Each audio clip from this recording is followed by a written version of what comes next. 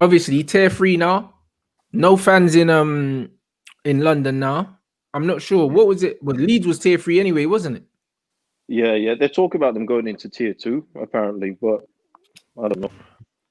I don't know, man. That might just keep Arteta in the job, because I'm sure the fans would have been booing him, so he'll be flipping relieved, innit? Do you know what I mean? It's just one of them ones like, you get these fuckers out of here, bro. You know what that is? Mad. Oh, if you're Arteta now, mate. These men, bro, you gotta love Arsenal, bro. I swear. Every single time their fans think they're out of the mud, I swear they just get dragged back in quick time. It's worse this season. It's worse, though. Yeah. It's worse. Like, the only issue about Arsenal right now is, like, because October goes by and the 15th, it's like, all right, next month. November, and you're still there, and you know it's just like soon. Mikel Arteta, he's just won us an FA Cup. We'll be all right, boys. Come on, got a Aubameyang. He's just signed a new contract. He's gonna start scoring soon. And then November, and then December. But Aubameyang does finally get a goal, but it's an own goal. Like it's just mad right now. It's Arsenal, mate. And he just got fed up. He said, "Fuck it, I'm scoring today." Regardless, you know what I mean? He said that fucking goal, yeah. Have some of that. You know what I mean? He just fed up, bro. Do you know what I'm saying? He had to end the goal. Drought, bro. Class is permanent, bro. At least he knows where the goal is. You know what I mean? At least he knows where it is still. Because hey, bro, we were doubting him. We were doubting him. Has he forgotten where the goal is? Clearly not. And that's the most important thing. If you're striking where the goal is, it's only a matter of time. You know what I mean? So it's only a matter of time. They are absolutely. You know what the thing is as well with the Arsenal as well. The fans before, you know who we talk about, the regulars. They really didn't think that they were going to lose to Burnley. So that's why when they were asked, would you sack Mikel? Would you sack Mikel after the Burnley game? They said no. Because they really thought it was going to turn around on Sunday, and he lost. And it's like, he can't continue. He can't continue.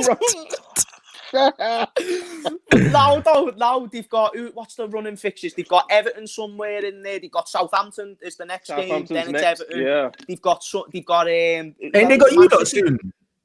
Us. KG. Oh. When do you play Arsenal?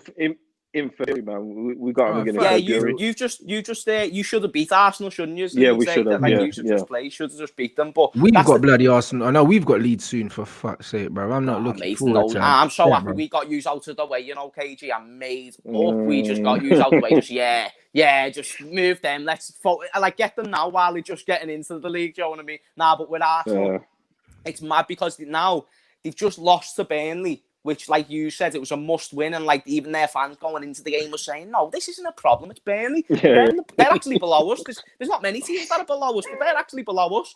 Next thing you know, they get beat 1-0, and now it's a bit of a different situation where now they've got the next 4 games are huge. So, I mean, boys, just rashes, just to throw out a question, and maybe this is very stupid, but does Mikel Arteta surpass them 4 games? Does he make it out of them next 4 games? Because you've got Southampton in that conversation, Everton, City somewhere in there, Chelsea ends up getting into that fixture list. What are you saying?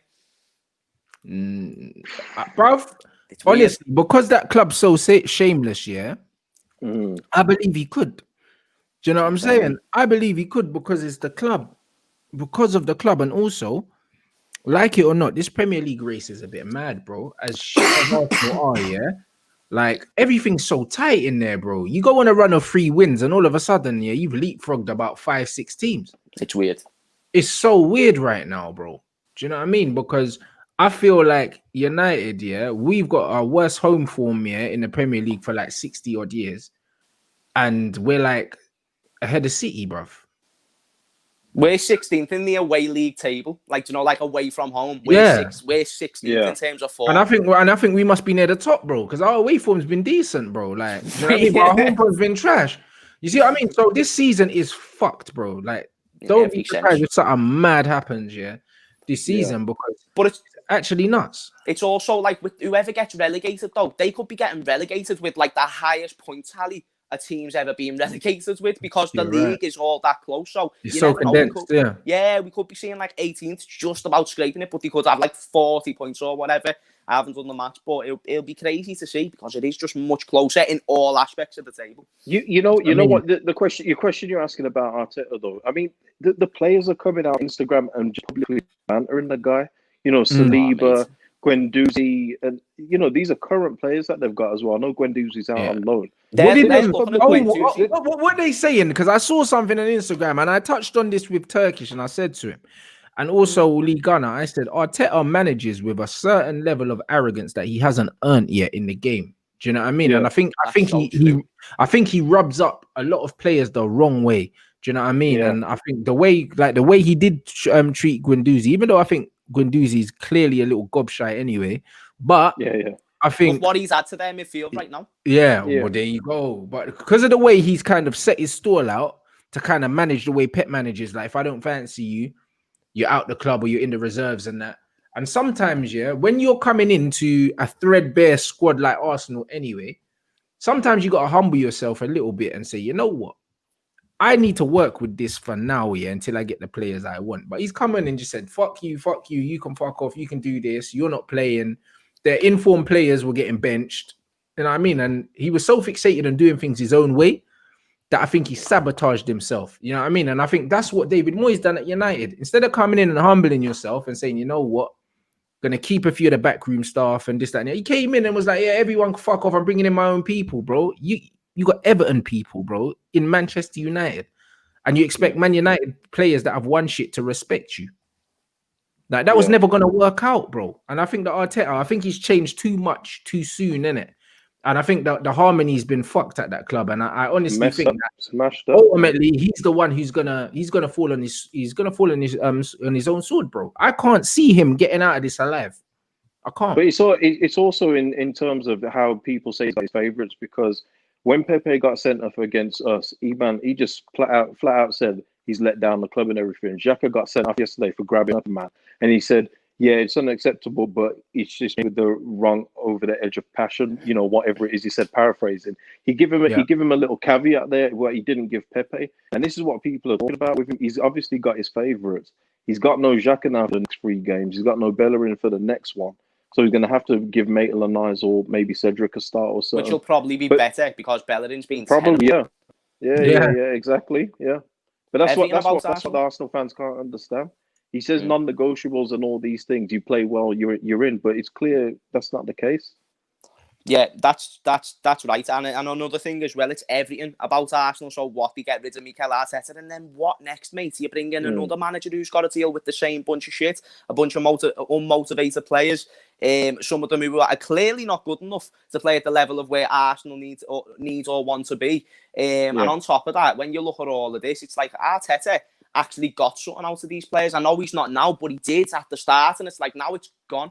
And again, Rants, you're completely right. Who does he think? It's like a manager, like Carlo Ancelotti at Everton. He can actually go into that team and he can look at every single one of them players. He can show him his medals, and he can be like, this is what you're aspiring to do. He can actually show them the vision. He was like, oh yeah, by the way, I got these. Mikel Arteta's walking in with medals that Pep gave him.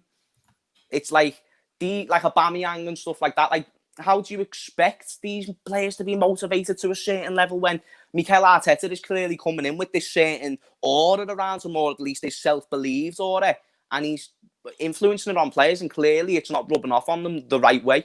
And there's a lot of things about Arsenal, like even just like above the managerial point of view. So what if you bring in a new manager who's classed? Are they going to come in? Like, look at Unai Emery. He's gone back to Spain and he's smashing it. Yeah, with Villarreal. So it's just, what if it's beyond that? What if Mikel Arteta isn't the problem? What if he is this good young manager that we all just don't know about? But at the same time, they are playing debatable football as well on the pitch. Oh, it's horrible. It's horrible. Do you know what I'm saying? With him, there's no excuse for the shite that he's putting people through. Even the neutrals, bro. Arsenal at very best, or at very least, used to be entertaining to watch. Now they're an absolute embarrassment. Now I'm thinking of them as a Burnley, me, lads, every time when I'm seeing Arsenal. At least Burnley's football's effective. Arsenal's isn't even effective, bro. Do you see what I mean? Like, what I'm witnessing from them right now is the worst football they've probably played in about 30 odd years. And then on top of that, the manager has clearly pissed off somebody senior in the dressing room. Clearly. We don't know who this is, but he's definitely lost that dressing room. You know what I mean? He's definitely lost it, bro. If he ever had it. If he ever had it. You know what I mean? Even that's debatable. But the thing is, even Ollie Dunn said a similar thing when he came in. He was like, he said, I'm gonna be successful here, yeah. And there's a few people here that aren't gonna be here or some shit. And I was like, bro, you ain't never been successful in your career. That's a bold shout. You know, like that. Like if you're one of those players, you're thinking, hold on a minute, bro. Like, sit down a little bit. Like, you're gonna be successful at Manchester United, bro. You've won fuck all in your career. You won a league title at Mulder, yeah. They won the league title literally the year you left, bro. Like, it is what it is. You've done nothing in the game, bro. I just think that when you're starting up here, and especially if you've had the luck, because that's what it is, and the good fortune to manage at the top level straight away, humble yourself, innit? He's come in and he's gonna buy it all the wrong way. Mikel Arteta was a good footballer. He wasn't Zidane. No. He was just a good Premier League footballer. Do you know what I mean? Like, he's an Everton legend. He's an Everton legend. But would you say Danny Murphy's a Liverpool legend? Because for me, Danny Murphy was a good player. So was Arteta. Do you know what I'm saying? I think Danny Murphy was as good as he was, to be honest. Do you know what I'm saying? Yeah. I mean, I don't think Mikel Arteta was amazing, bro. Danny Murphy was very effective. He scored past United a lot, taking a piss out of us. Do you know what I mean? Fucking loved playing us, mate. So when I think of Arteta, I think of Danny Murphy, bruv. Like, served the club well, scored some good goals, good player. This geezer's walking around fucking Arsenal, yeah, like he's Patrick Vieira. That's what I mean. Like, what has he even got to show as a player? even when he was at Arsenal, he won a couple of FA Cups and what else? Like, it's not a true dominance. Like, you know, like if Zinedine Zidane comes into Real Madrid, he's probably one of the only ex-players who can walk into that stature of a club and the players still look at him like, wow, that's Zinedine Zidane there. Whereas, like, you see Aubameyang and Lacazette chilling, and then they're looking this way, and they just see Mikel Arteta walk through the door, and it's like, yes, brother, if you sign for us again, you need to warm the bench, fella. You know what I mean, lad? It's like, it's like, oh, wait, you're our manager now? Oh, sweet. That's what I mean. And they're saying he fell out with David Luiz. Do you know what I mean? And the thing is, David Luiz punched Ceballos, who's Spanish, so maybe Ceballos is flipping Team Arteta, and David Luiz just chinned him, bruv. Maybe that's what happened.